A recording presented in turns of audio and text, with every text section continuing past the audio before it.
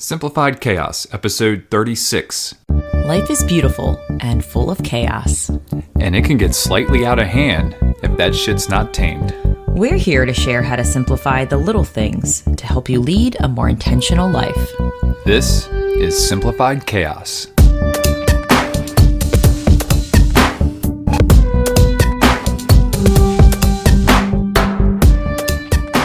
Hey, wonderful friends. Welcome to Simplified Khaos. This is Jillian, and I'm with my co-host and husband, Nicholas. What's going on, folks? Yep. Another great episode for you here today. Jilly, what are we diving into? Today's topic is all about why we've changed the way we shop and how to shop with more intention. Yes. I definitely like shopping with more intention. Saves money in the old bank account there. Yeah, so hopefully this episode will give you some great tips to kind of help pivot you if you are one that has been shopping mindlessly and you just need to go into a different direction, one that makes you a lot happier and healthier. Yeah, but before we dive into that, as always, we're going to show a little gratitude today. Jilly, what are you grateful for besides that coffee that you're sipping on there? Mm-hmm. It's pretty refreshing. Yes, it is. Today I'm grateful for these two books that I purchased them probably like 6 months ago. And I keep them in the house because they're those books that I need to constantly go back to just to kind of have a good reminder to prime my brain. And two of these books are about the way we live. One of the books is called Minimalism for Families by Zoe Kim. And the other book is called Essential, and it is by The Minimalists. And I just kind of opened them up the other day just to kind of refer back to some help and feedback on why we're living the way we are and to kind of help remind me the reasons. And I even need reminders of tips on how to shop better and just the why behind it. And I like having those as resources. And I'm not sure if anyone else out there has go-to books to help remind them of why they're doing what they're doing and just to kind of give them a little, push in the right direction if they find themselves are going off course. Because even though we are living a specific way and one with more intention and purpose, it's still, we can get, we can slightly go the way society's going and veer off. Yeah, we can go, I guess, up with the stream that everyone else is going up and instead of doing what makes sense for us. So those two books are just a great reminder and refresher for me. Good stuff. I like it, Jilly. What about you, Nicholas? What are you grateful for today? So, I am grateful for holiday barbecues. Okay. So, we're recording this episode on Labor Day, so that Monday, and we went to a holiday barbecue yesterday with some good friends of ours who are listeners of the show. Woo-hoo! Shout out Beverly and Kevin. Kev. But no, it's great. They do this every year, and it's just great to get people together that I might not have seen for a long time, and we've been hanging out with her crew for quite a long time. And it's just kind of cool to see the evolution when we were hanging out with no kids, no cares in the world. And now everybody has 1, 2, 3 kids and just kids running around on the swing sets, throwing balls around, playing cornhole. I mean, it was just a fun day yesterday. The food was great. And, I'm just grateful for those kinds of parties because I know how much work and preparation goes into just planning them and getting the yard nice and everything like that. So, big shout out for them for throwing that and putting that together. It was just a really nice afternoon. So it was. Yeah, no, holiday barbecues are the best. I love them and look forward to the next holiday barbecue. Minus the swings. Halloween barbecue. No, I'm just kidding. So, Jilly, we're talking a little shopping today. Yeah. Yeah. So it's been kind of a pattern lately. I always like to start at the episode with a good opener quote. Even if it's not the quote of the day. It's the opener quote. It's the opener quote. I just kind of like doing this because it kind of sets the tone for what's going to be talked about. And I found this quote in that book by Zoe Kim. And here it goes. Our society pours out a never-ending stream of invitations to have more, do more, and be more. Mm-hmm. Not answering those invitations can feel like you're swimming against current. But I often wonder, what are we swimming upstream for? Right. And that just goes back to questioning, why do we do it? Like when it comes to shopping, why do we feel programmed to go shopping when you're bored, to fix problems, when you're sad, to celebrate when you're happy? It's just, why? Well, and I think right now, more than ever, it's very easy to mindlessly shop. I mean, think about it. With the invention of online shopping, you have Amazon, you have Walmart, you have Sears, like all these websites that have come up. Not only marketplaces, but everybody does their own online shopping. You can go to a certain store and get stuff, and with free shipping and everything like that. So we always feel like we're getting a great deal on free shipping and on everything like that. But on the other side of it too, with online shopping, there's advertising on every website that you go to, on every social media platform that you're on. And it's just in your face all the time. And that's what kind of contributes to this mindlessness when we're shopping. No, I agree. And I don't think we realized that we had a problem until we had to stop and really, at least me, I know you probably didn't have a shopping problem, but I did, especially when I would have summers off. And there's a lot of time just to be. And at first, all that time to myself was scary. I'm like, well, I have to fill it. Yeah. I have to go out and shop or look around. And most of the time when you do go to look around and quote unquote window shop, you're most likely buying something. Right. But so what were some of the things that you were doing, before we changed our mindset? I mean, I was just, anytime I was either bored, happy, content, or decided that I needed to celebrate something, I would always buy something. Right. That was my method. It was like buying would make me happier. It gives you that buying high that everyone likes. When you buy something, it's like, this is exciting. And then after 2 days, it wears off. Right. So I realized that I was at Marshall's, Home Goods, Target, most of the time when I had a lot of time on my hands. Yeah, and free time, and it scared me. Yeah. It was like, what do I do? I didn't know how to just be comfortable with myself and the boredom and the stillness. And now I'm realizing that I appreciate that more than ever.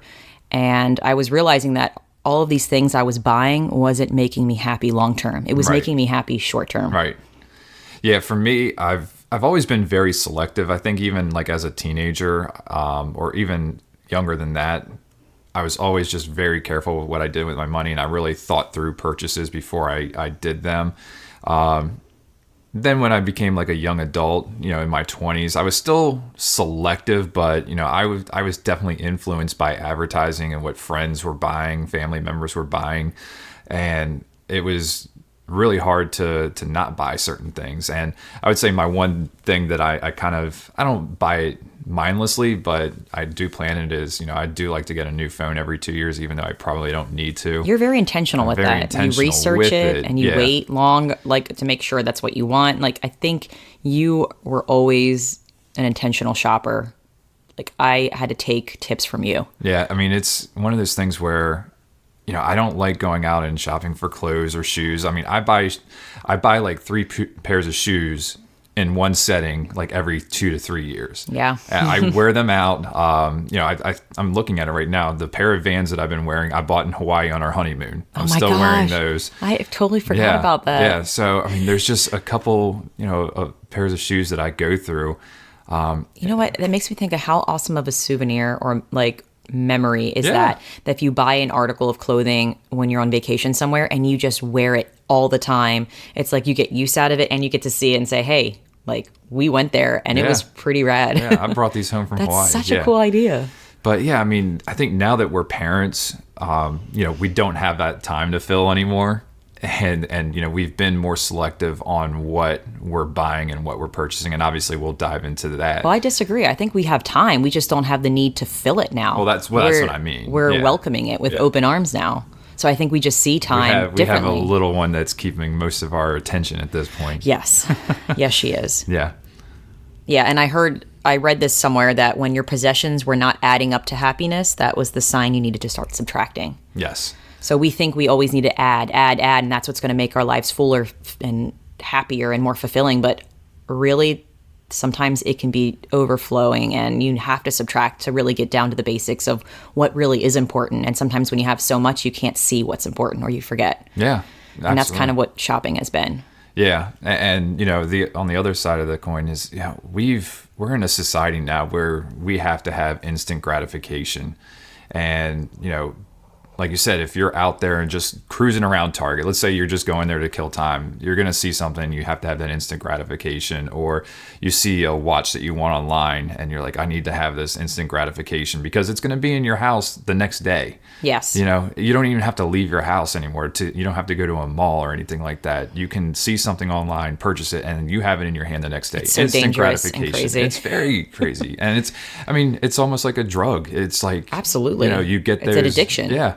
But it's just crazy, you know, just how mindless we can be with spending and, you know, just buying things. And again, it's like those things, we'll keep saying it throughout this episode, but it's like you're great with it for a couple days, maybe a couple weeks, a month, but then all of a sudden you don't use that thing anymore. Yeah. You don't wear that piece of clothing anymore. The longevity of buying something on an impulse, there's no longevity in your happiness. It's very short-term joy. Yes. Because you're not really thinking about it. You're just doing it in that moment, in that time. And when you actually really think about things and how you're going to use it and the purpose of it's going to serve, and can I use this for long periods of time? And most of the time, the answer is no when you really think about it. But it takes you to, it's hard because you have to resist that impulse to like pleasure yourself immediately. Right. And I know we're going to dive in and share kind of how we've changed our habits, but I wanted to say one more thing that I've done that I've gotten a lot better at before we kind of getting into how we've changed our habits. Is Sure. One of the things is, you know, with clothes shopping, and I really do like online shopping when it comes to clothes. I really don't like going to malls and being in those environments. It's overwhelming to me. And I get know anxiety it is. Yeah, now. you get anxiety going to the malls. Yeah.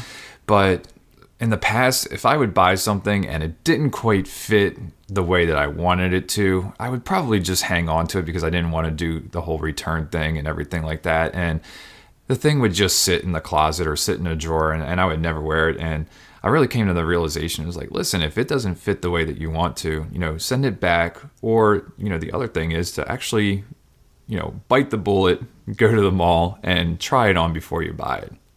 Yeah, So, I think we talked about that, how we kind of set our own rule with online clothes shopping, how we really don't buy any clothing online unless we know the fit and the brand is going to fit us right before we do it, because we don't want to go through the chaos of just sending it back and having to deal with packaging. And, you know, it's time that I don't want to spend doing. So I will bite the bullet. If I really truly need something, I'm going to go to the store first. And if I really like the way it fits and I want another one, then I'll order the second one online if I can't find it in store. But I really don't like buying clothes online because I'm not really sure what the fit's going to be like, and I don't want to deal with sending it back. And I think it might be different for women than it is men, because, you know, we have standard clothing and standard fits, and most, I guess, clothing lines, you know, hold true to those kinds of fits. But like when you're looking to do like the slim fit or stuff like that, that's where it can kind of get a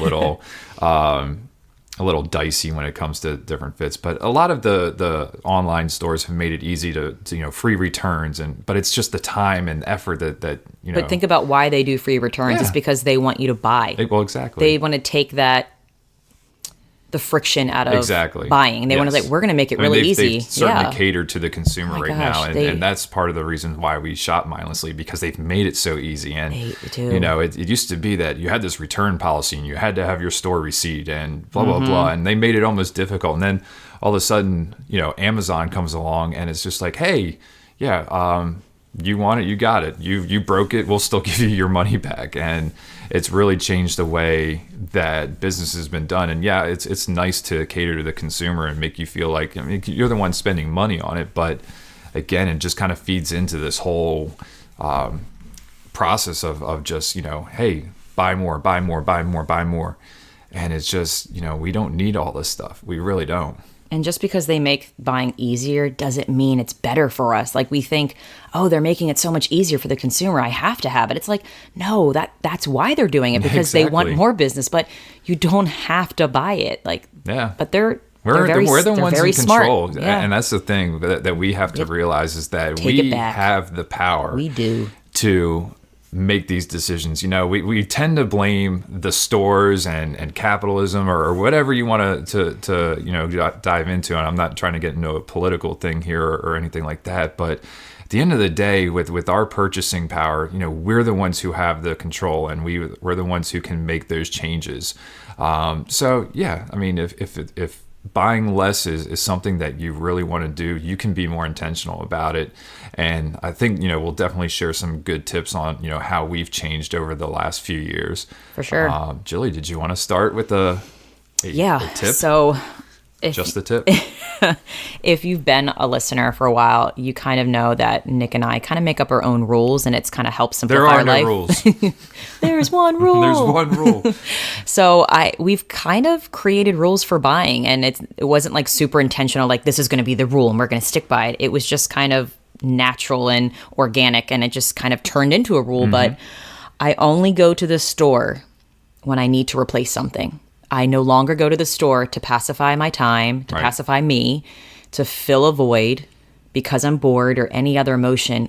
I only go when I need something, and that has transformed everything. It's funny when you just changing that one thing, and it took a lot of practice to change that habit.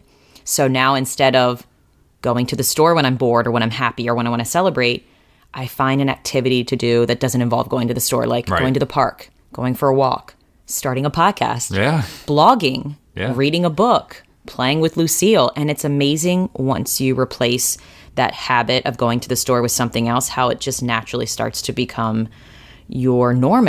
And you almost forget what that habit was like and how much money you spent and how much time you spent in stores just being wasted. Like it just didn't align with what I wanted. And we're not saying that it's gonna be easy either. It takes work and it takes practice to do and actually make those kind of changes. So it's not something that happened overnight for us either. No, it's a gradual process. And I think we talk about this on a lot of our podcasts, is that we have to practice what it is that we're doing. There was a saying that my baseball coach used to have, is like, perfect practice makes perfect, and we always say practice makes perfect, but if you're not practicing perfectly, how could you be perfect in what you're going to do? So, and I heard this quote on Rachel Hollis's podcast when she was interviewing John Maxwell, who's just hearing him speak, he's just like, you want to quote everything, but he said, anything worthwhile is uphill. Always. It's always uphill. And when you think about that, when it gets hard, it's like, that means you're going towards something better for yourself that's going to lead to something greater. And if it's really easy, then obviously you're not going to something grander and better.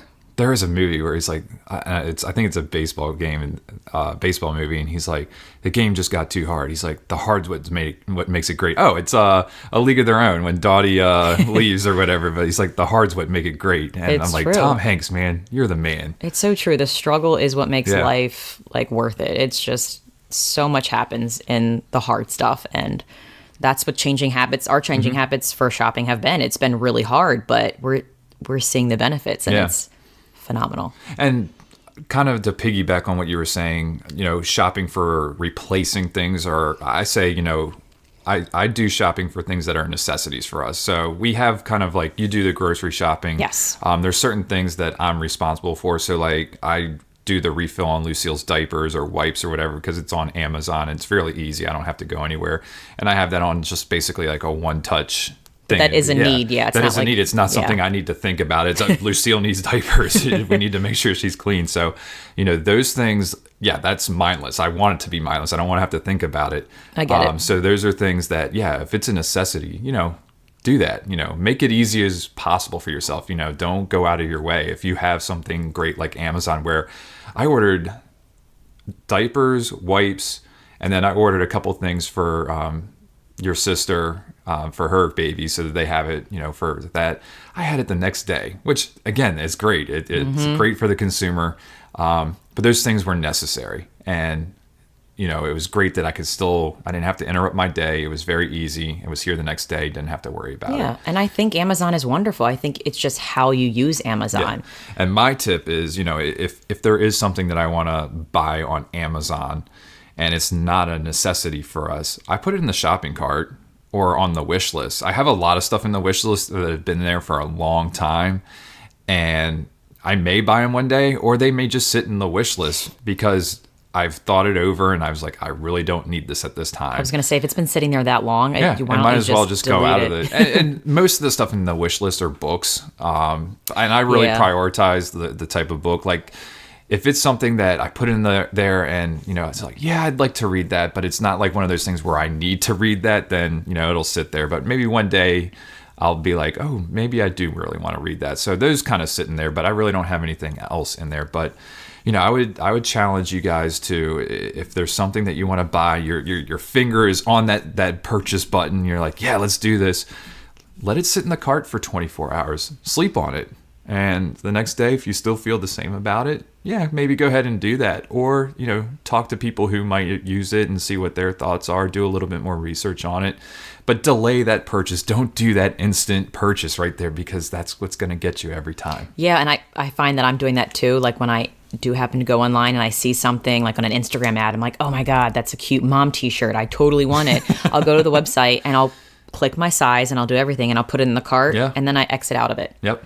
Because if it's really on my mind in the next couple days, that like so much that I'm like, my soul is calling me to this shirt that I need to have, then I'll go back and buy it. But most of the time, I completely forget about it. And don't click that abandoned cart email that they're going to send you saying, hey, this is in your cart. Would you like to purchase it? Oh my gosh. Yeah, no, they do everything. Yeah. So if it's a site that you've already have your email and everything on there and you're signed into your account and you put something in your cart, don't open that email you get from them within the next 3 to 24 hours. And that's what they set it up. Like if you've abandoned your cart, you will get an email in 3 hours. Like, hey, did you forget to purchase your blah, blah, blah? That's another thing I do. I immediately delete those emails. As soon as I see them, I don't click on them. I've unsubscribed from all that crap. And that's what I'm working on now. I think that's another good tip, is to start unsubscribing on stores or anywhere you bought something where they're like, we're going to send you an online receipt, and then they get your email address and then you get it and they will give you coupons and this, and it's like, I don't want to see this anymore. I don't need it, more things in my face saying you need to have this is a sale.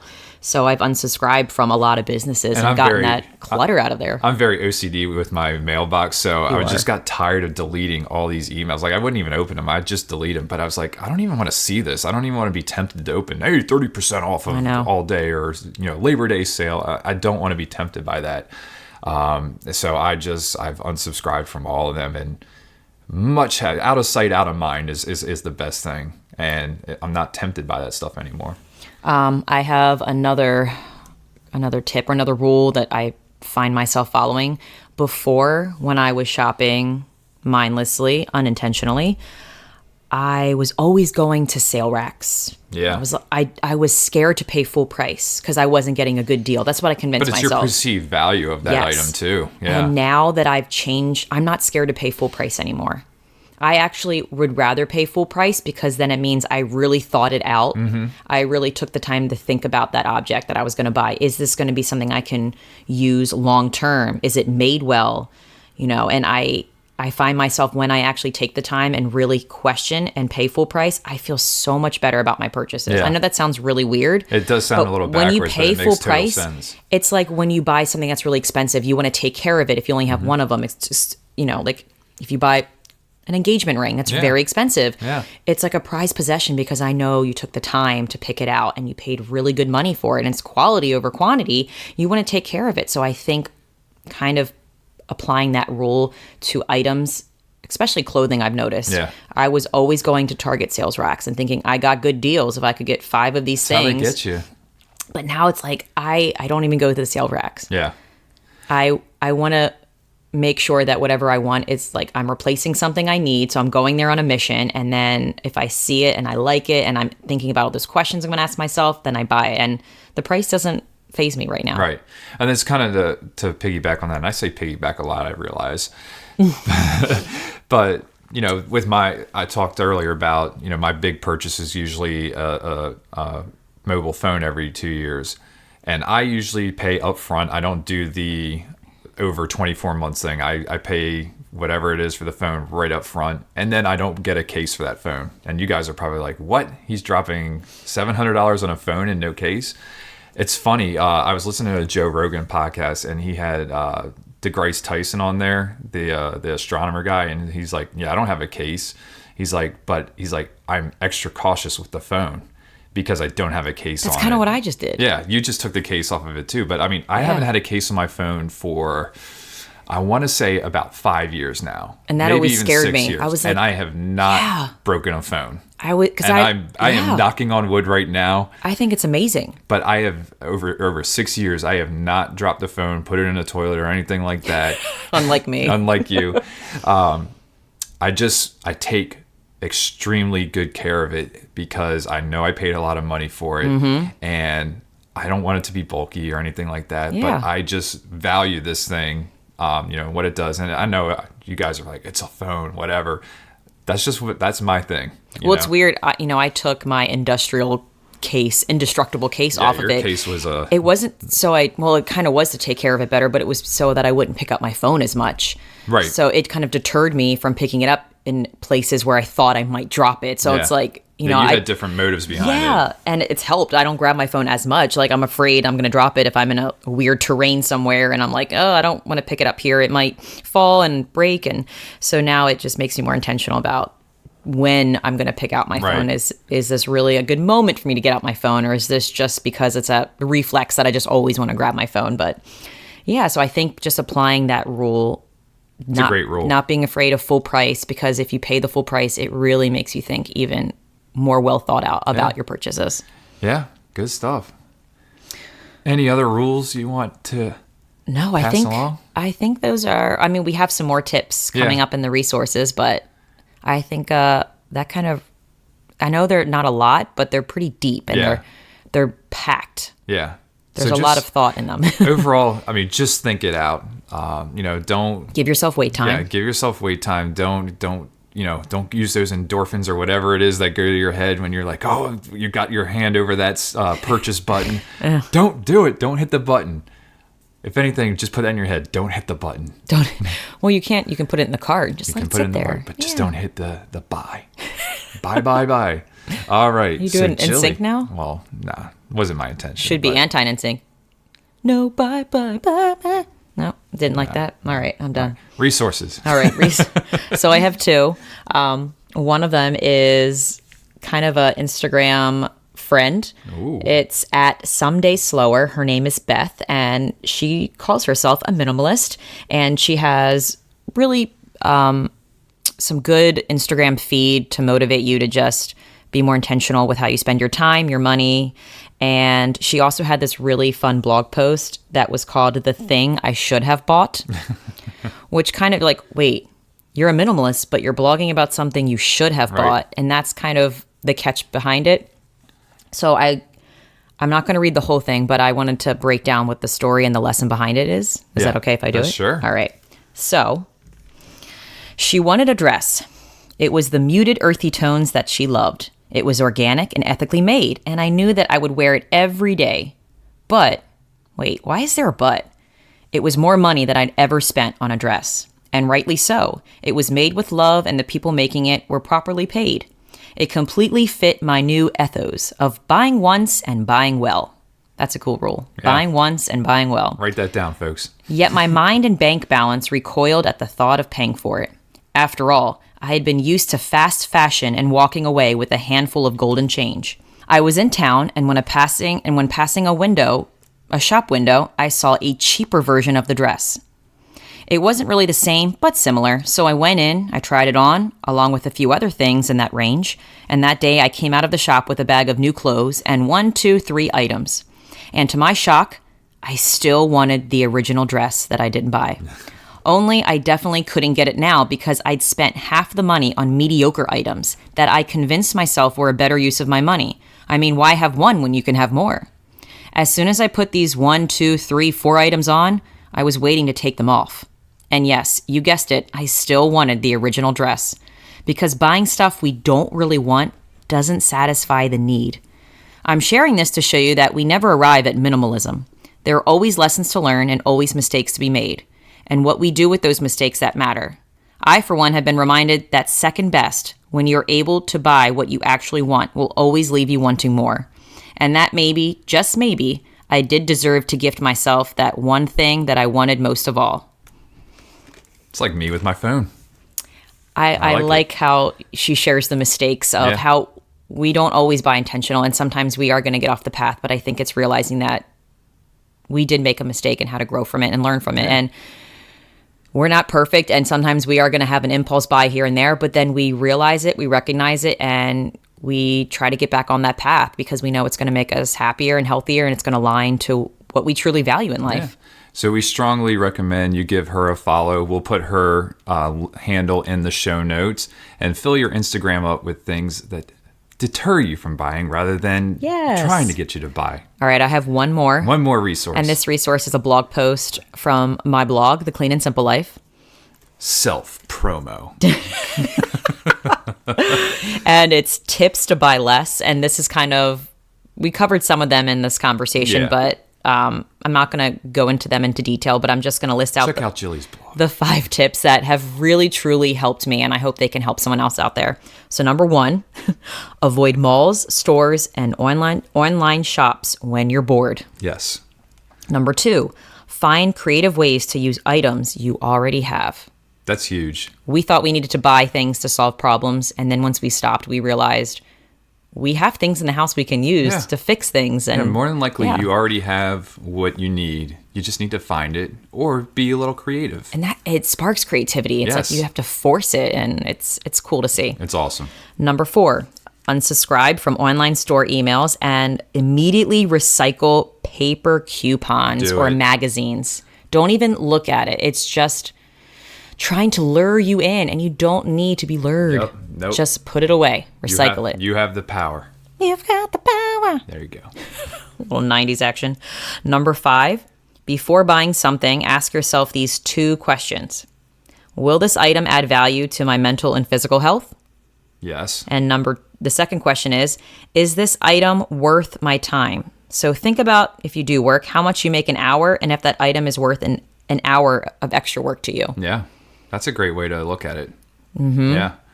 Think of all you do in an hour at work, or if it takes you 3 hours or 5 hours or a work week. Is it worth that?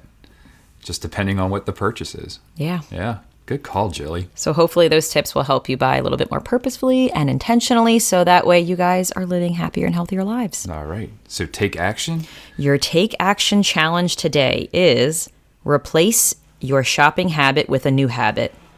A habit that directly aligns with your values. Yeah. So for example, Nick and I really value experience and family, and instead of shopping, we find ourselves going to parks or visiting a new coffee shop or hanging out with friends. We replace the shopping habit with something that we value instead. Absolutely. And it's been I don't want to say life-changing, but it is kind of life-changing. Oh, it's definitely for sure a game changer. And again, I kind of joked about this at the beginning of the episode. Your bank account will appreciate you as well, or your credit card. Your credit card companies won't like you, but you'll feel much better. You're going to find benefits in your time, energy, and financial standpoint. Yes. I know we have. We definitely have. It's been great. You ready for the quote of the day? Quote of the day. Jilly. This quote is by Joshua Fields Millburn. He's a minimalist. He's one of the minimalists, and it's from that book Essential that we will all put in the show notes. His quote is, "Consumption is not the problem. Consumerism is. Consumerism is compulsory, insipid, impulsive, unfocused, misguided, and worst of all, it is seductive." Yes, it is. Consumerism's shiny facade promises more than it can deliver, because love, happiness, contentment, and satisfaction are all internal feelings that cannot be commodified. And the truth is that once our basic needs are met, the acquisition of trinkets does little for our lifelong well-being. It was well said. Thank you. It took only 3 tries for me to get it right. Yeah. He uses a lot of great vocabulary, and I'm sometimes horrible at reading long words. That's so good. You did great there on that third try. Yes. I didn't give up. So, any closing words, Jilly? Is that it? That's it. All right. So thank you all again for hanging out with us this week. We hope you enjoyed this episode. If you liked it, please definitely give us a 5-star review or just share a screenshot on social media. And we will talk to you guys again next week. See you later, guys. We want to thank everybody for listening today. Please be sure to subscribe and sign up to receive notifications so you know when the next episode is live. If you like today's episode and know someone who could benefit from the topic we covered, please share it with them. And if you have any suggestions for us or want to chime in on today's topic, you can email us at simplifiedchaospodcast@gmail.com, and that's chaos with a K, or send us a comment on Facebook, Twitter, or Instagram. Thanks again for listening, and we will see you next time.